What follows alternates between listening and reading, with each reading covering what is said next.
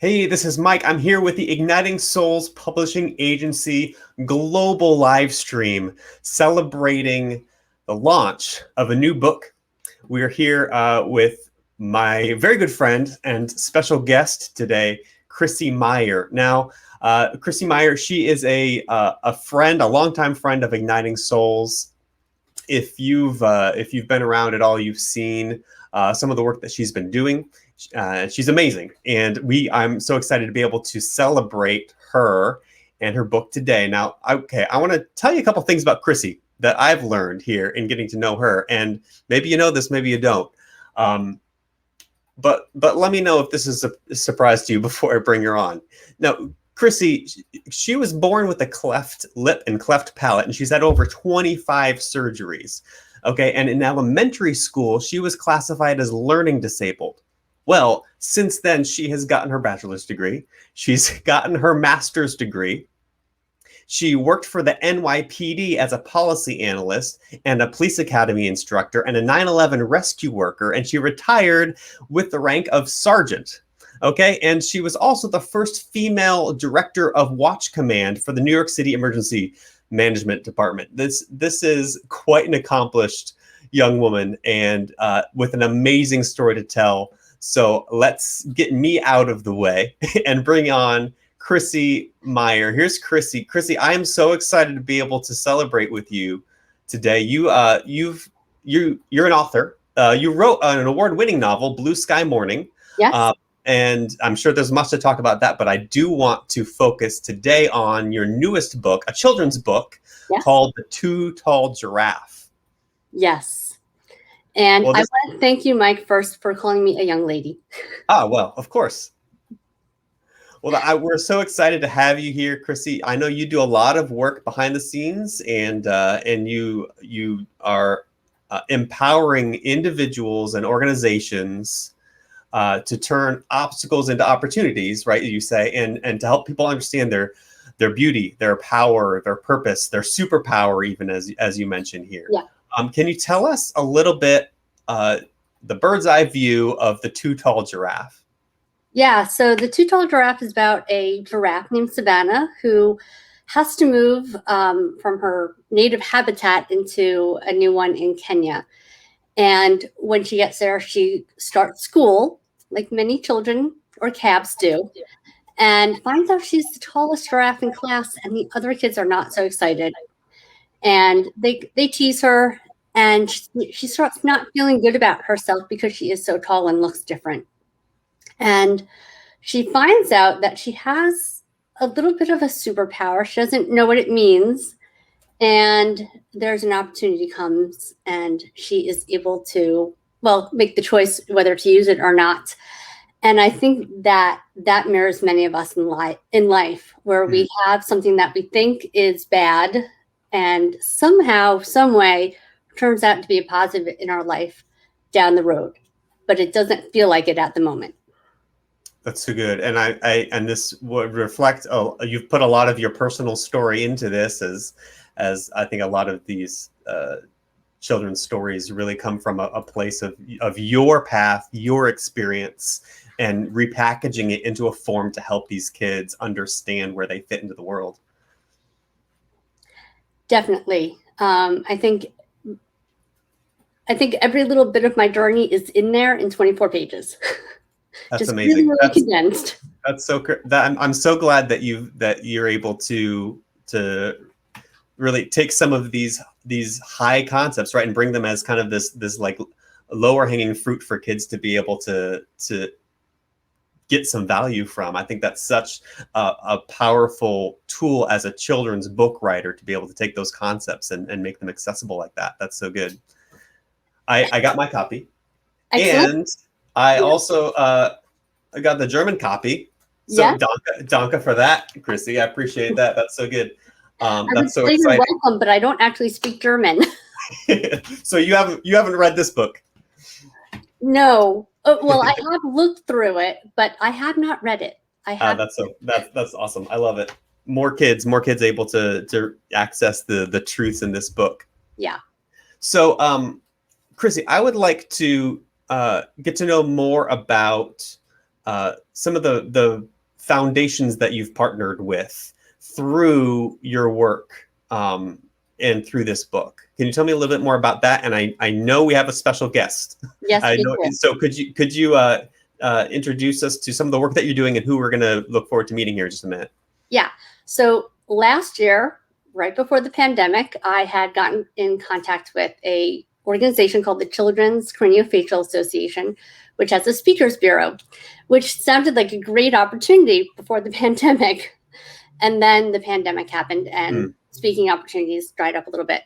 But I kept in contact with them. I, went through all of the steps to get certified to be a member of their speaker bureau. And when I wrote this book, I said, who needs this message? And I said, there's nobody who needs it more than the children and the adults in the craniofacial community. So I got in contact, and so I actually have in here an ad for them because I think it's really important that people become aware of this organization and the Speaker Bureau, because they go out, us speakers go out to schools and organizations and talk about some of the challenges and how we can build acceptance with the community.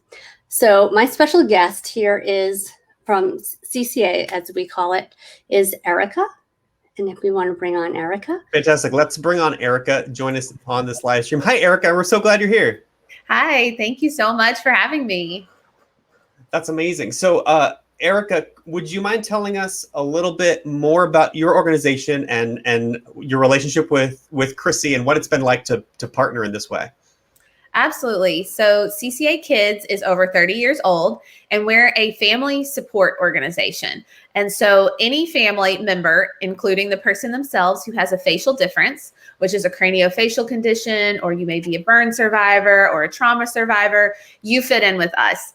And we provide, I like to say, three main things: financial assistance for medical travel. So our kids on average have about 20 procedures before they're 18. So that's a lot of burden on parents. Wow. So we provide that financial assistance. We do a whole host of social and emotional networking and putting families in touch with one another, having networking events, because really this journey is made so much better if it's a shared one. And then the last thing that we do is our goal is to educate the public. And this is where really Crissy comes into play, and all of our speakers on the Speakers Bureau, because we believe that if people see and understand people with facial differences, it takes away that stigma. It takes away that shock when they first meet someone. They know to just smile and introduce themselves. And it also, we found, really helps everyone, because everyone thinks they're different in some way. Everyone has something they're self-conscious about. And like the book and like Crissy's message is, if you can find your unique brilliance, if you can find your superpower, you are going to serve your community, your family, and yourself so much better in the long run. So we're just so grateful to be included in this project and to have such passionate people come back to our community and encourage the little ones just coming up, and maybe people coming into the community who acquire their facial difference. That's so amazing. I'm so glad to hear about this partnership. And our audience here is authors, coaches, entrepreneurs, and speakers who are often trying to figure out, okay, so I've got this idea. What do I do? Like, it's not just about selling copies of a book. What do I do? And here is an example. Here, Crissy and Erica being here is an example of whatever you're passionate about, whatever means a lot to you, whatever you have a heart for, seek out other people with the same heart, right? And because Erica, in this case, they looking for people to connect with a broader community. You as an author, you as an entrepreneur or a speaker, you can help deliver the message that you care so much about, that people like Erica care so much about, and are able to share it on your platform as well, so that you point people to the solutions that they need. How many people with craniofacial issues and conditions, they feel alone, right? They don't feel like there's a community, and for you guys to be able to be a part of that solution is so encouraging. So Erica, what's been a big win for you and your organization lately? What's encouraging in your world? I think what has been really encouraging is, though we have had less people going into schools and less of these events, we have found a way to connect virtually. And we have been doing online support groups. We've been doing online webinars. People like Crissy and other speakers are coming in to give intermittent motivational talks.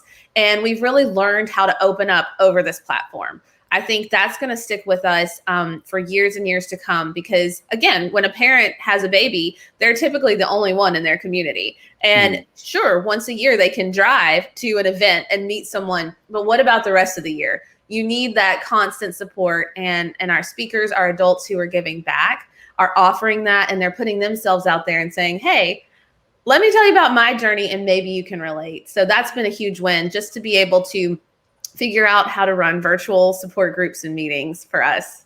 That's so exciting. That's so great. The creativity that's come from having to overcome some of these obstacles, I think, is going to trickle out into a lot of great new ways to connect with people. I'm glad you found some success in that. Erica, where can our people learn more about you and your organization? Absolutely. And again, thank you both for giving me this opportunity to come talk about CCA. But you can find us on ccakids.org, so ccakids.org. We're also on Facebook, Instagram, and Twitter, pretty much at CCA Kids.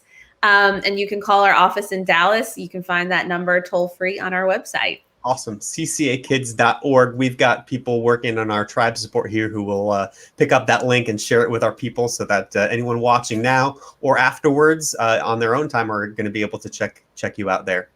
ccakids.org. Awesome. Well, Erica, I'm so glad that you were able to spend some time with us and sharing a little bit more about what you do. And we're so excited that you've been able to partner with Crissy here and many others to do such good work for a whole group of people who feel alone and without very many options. And we're glad you're a part of the solution.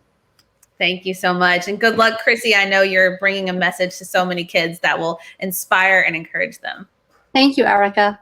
Thanks, Erica. Thanks. Awesome. Well, Crissy, that's so exciting. I'm so glad you brought a guest. I know. I love it. It's a party. So of course I brought a guest. It's a party. We're celebrating so much today. And we're celebrating the Crissy's book, The Too Tall Giraffe. And I do have one here. Ah, perfect. Well, yeah. you have a lot of giraffes. we can see them. We can see them behind you. I did. I believe Michelle is doing tribe support today, and I promised him giraffes. He did not know I was coming as one. Oh. But yes, there are a lot of giraffes here. That's fantastic. Okay, so why the giraffe? Why does this book star a giraffe? And did you like giraffes long before this and knew you had? How did that work? I always liked giraffes as long as I can remember. Yeah. And when I went to write this story, actually, I wrote the story in high school. Oh, you originally, did? Yes. It was the school assignment, and I wrote it, and I left it at school, and I always wanted it back. And as an adult, and an author, I realized, the best way to do that is actually to recreate it. But so that's why it's, I always loved giraffes. So obviously, all the way back in high school, I did. But I like the idea that this is like a too tall giraffe. How silly is that? But it really speaks to how we sometimes perceive ourselves and our obstacles. What other people think might seem silly to see as an obstacle, we really truly believe is an obstacle. But just like CCA finding a way to get over the pandemic, or find ways around the pandemic, we can turn that into opportunities that reframe how we do things every single day that are even better than before. That's so good, because when you come across an obstacle, right, you tend to get very inwardly focused, whether it's an obstacle that you have to deal with your whole life, or it's an obstacle that just kind of is an interruption of your life that comes up. You tend to get very inwardly focused. How does this affect me? What am I going to do? And so you're saying, if you flip that and focus on how can I uniquely serve other people? How can I pour value into other people?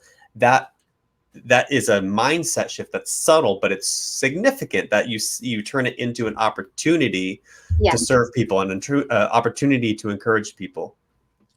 Yeah, because, we see that obstacle and we're like, how do we get through it? And sometimes you have to get around it, and sometimes you have to live in it. And when you do that, you'll find out there are other people who have the same challenges that need your support. You'll find that there are just a different way to see it. Like, I'm not the too tall giraffe, I'm the too short giraffe. And, I was not very athletic as a kid. And I think somewhere in some bio, I think I have something that I'm a last round draft pick for the elementary school kickball team. And oh yeah, that's, that's a true story. I was, one of the last kids picked. But, being little sometimes in kickball can be an advantage, not always. But, there was a day when the ball went flying over my head, and that's how I got to first base. And so from that moment, I always saw like little as an advantage, not in the grocery store when you need something off the highest shelf. Sure, it does have challenges. But there's plenty of other times when it can be an advantage. That's so great. And people underestimate me all the time. I love that. You're such an inspiration and an example of your message, that the pain that you used to experience has become your platform now, that you get to speak and encourage people who are just dealing with issues, because that's some people's tough reality. Everyone has some issues at some degree, and so your ability to help people reframe that in their mind is such an important skill and paradigm shift here. And we've got people in the chat who are just inspired by all that you're doing there as well. So what would you say to someone who how would this book help people? What would you say to someone who is thinking about this book? How would you encourage them to read it, and what they could get from it? Well, I think, if you're talking about kids, I think it's just the awareness that, our challenges are not only challenges, that they can be opportunities. And I think once they become aware of that, it sort of opens doors, because they're very, their brains aren't so fixated on problems being problems. So I think that helps keep that awareness for them. I'm sorry, please continue. Oh, and I think when you get into older kids and their mindsets start to become a little more fixed, one of the things I hear from those older kids is that being kind to people and not making people feel bad like Savannah feels in the story. Like they pick up that awareness of how they're hurting people from reading the book. I think that's I'm really glad you brought that up, because it's not just a book for someone who feels like they're the too tall giraffe. Yes. It's also a book for a kid who maybe has a too tall giraffe in their class, right? Yes. And or even if they don't, just a general awareness of like, there are going to be people who look different than you do, who are dealing with issues that you don't have to deal with. And so reading the story to someone who is going to be encountering a too tall giraffe, to learn, like, look, what makes them different, what maybe makes them tend to be picked on by other kids, is actually something that is a unique skill that they have, and something that they have. And we need to also retrain our kids to be able to recognize that those people have a superpower, and we need to celebrate that, and not pick on them because they look different, not give them a hard time, not make them feel separate or less than, but celebrate differences. And so that the audience then goes way beyond the too tall giraffes out there. It's the whole I don't know, what do you call a group of giraffes? A herd, a cluster? Oh, I should know the answer to this, and I don't. Oh no, on the spot. We'll go with herd, but they do have a name that's not herd. All right. Or for lack of a better term right now, the whole herd, it's good for the whole herd of giraffes. I mean, Mike, think about it. If we were all the same, how boring would life be? You'd have nothing to add. You'd have no purpose. No, it was like, it just, why have a conversation if you all think the same and do the same things? Like, if we don't have different people, then life gets really boring really fast.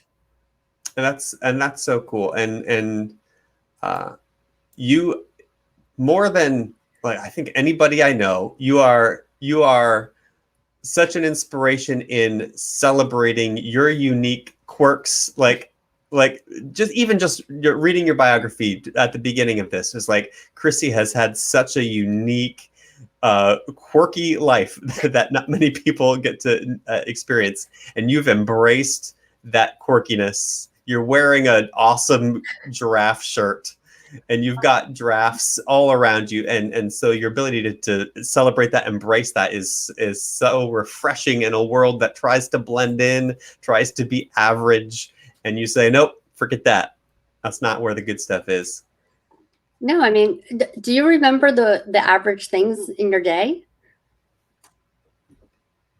Nothing to say there.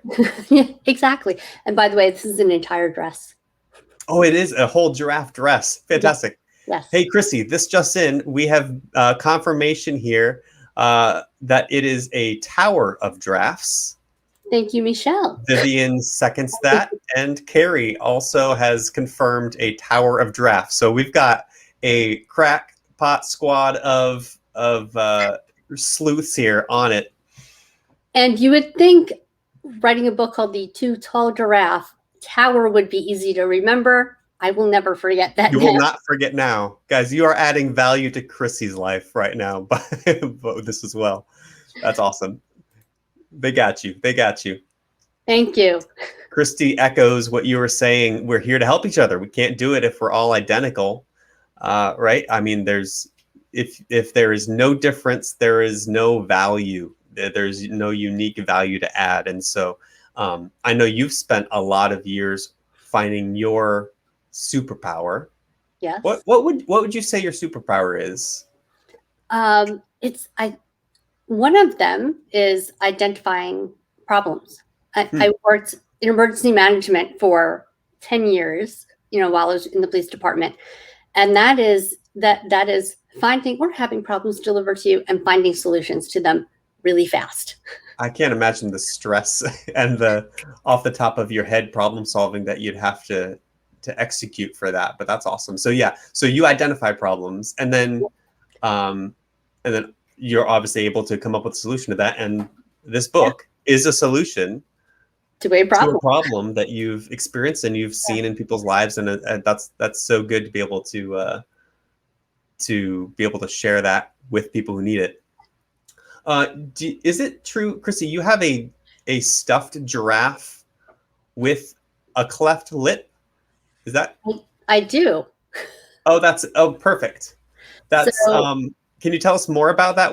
How did you find that? And that's like the perfect icon for your world. Yeah. So this is Mosaic, and when a few months ago I was looking at different ways to promote the book, and I was talking to some friends from Firing, and we were trying to figure out if I could have a giraffe. And so Google is your friend, and I found this organization called Cuddles for Clefts, and they had a giraffe, and you could customize your order for what type of cleft it was, and they delivered. So this is a left unilateral cleft affected giraffe. Wow. That I did a naming with all my friends and family, and I picked Mosaic.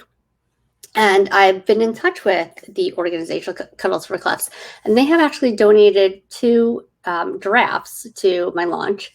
And so I get to pick 2 winners, and they're random. I have like a stack of little rolled up papers. Oh, wow. I really want it to be random, and that was the easiest way. Fantastic. So the first winner is Anne. I only know her, the first name is Anne, so I will be emailing Anne. Oh, great. Excellent. And so congratulations, Anne. Yeah, so people got to nominate somebody who was cleft affected who would benefit from a giraffe. So Anne is one winner, and our second winner is Ellie Reed. And Ellie, I know exactly who she is, and she works with children with developmental issues, young kids as they're pre-kindergarten age, and helping them get ready for school. Fantastic. Well, Anne and Ellie, congratulations. I'm so glad that you're able to be part of this. Crissy will get in touch with you and be able to send you your draft. That's fantastic. Yeah. Love it. Crissy, this is so much fun. We have a few more minutes remaining here. Yes. In this time, what would you want people to do after reading this book? You pick up this book on Amazon, available on Amazon? Amazon, Barnes & Noble, everywhere. Wherever books are sold. Yep. Fantastic. Michelle is dropping that link, Too Tall Giraffe, where you can purchase this book on Amazon. He can drop it again here as we're talking about it. But so after reading this book, what would you encourage people to do? Well, I have and if I don't know if I gave you the link for it, but I do have some resources. I have a giraffe quiz. I have discussion questions, and I have a coloring book and coloring pages. So if anybody wants that, they can head over to the tootallgiraffe.com, and there's some information there. And I'll make sure you get those. There's a sign up link right now, and I'll be changing it as we go into post launch phase. Okay, perfect. Those things will be available. You can sign up there. And the other thing is, if you work at a school, if you're a teacher, camps, or even if you just have a kid in school and would like to have me come speak, I would love to come speak about this message and helping kids in classrooms and schools understand that being different is good, and to be kind to those who are different, and to learn to help them bring out the best in each other. That's so good. I just dropped the link here. There we go. We got it. The link, if you are interested in having Crissy at your school or your library, whatever group you're in, to come speak and share this message and so much more, then please send her an invite. And this is a highly valuable human being that you're going to want to speak to your group of people. I know I've enjoyed this conversation, Crissy, and I know that many other people will. And this is just the beginning. I think the best is still ahead for the Too Tall Giraffe and for Crissy Maier going forward. This is so good. Crissy, did you have any final word of encouragement for the readers of this book? Yeah, when you're in that moment and your obstacle feels like an obstacle, that's okay. That's where we are sometimes. The last time, my last big obstacle that I had, it went on for a little while, went on for a couple of weeks, and every day I told myself, there's a lesson here, and I'm going to be stronger at the end of it, even though I don't know what it is, and even though I don't like it right now. At the end, I grew so much. And just saying that to myself, that there's a lesson here, took off some of the sting of that moment. And so that's something I always tell myself whenever I'm having a bad day, a bad moment, there's a lesson here. And I kind of be like, that's great. I don't want a lesson right now. But I always felt better, and I appreciated the lesson when a couple days or weeks later, when I realized what it was and how much stronger I was because of it.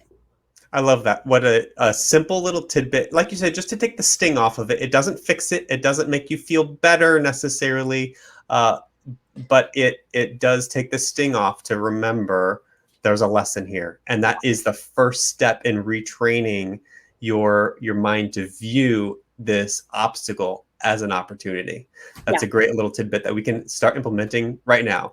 Yes. Well, you know what, Crissy, we have had so many people positively influenced by just our time here together.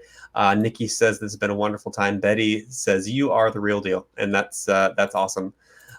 Kirsten loves the lessons here, loves your philosophy, and And here's a fun fact that we can leave with. Carrie Arendt here is sharing that there are even 9 different types of giraffes in Africa. So even among things that look the same, there's still differences. And she says best wishes as you go out and speak to many more groups of people. Well, Crissy, I've enjoyed our conversation. Thanks so much. I'm so glad we're able to meet your guest from the Craniofacial Association as well. And it's been a pleasure to speak with you. I'm sure we'll get to hear from you more as we go on, and wish you the best of luck as you continue to reach people with a message of the Too Tall Giraffe. As if you're watching, listening here today, make sure you pick up your copy and read it to one of the giraffes in your life, one of the giraffes in your tower, as it is. Awesome. Well, thank you so much, Crissy. We appreciate you. Have a great rest of the week. And to those of you watching and listening, thank you so much for joining us here today. We'll see you next time. Thanks, Mike. See ya. Bye.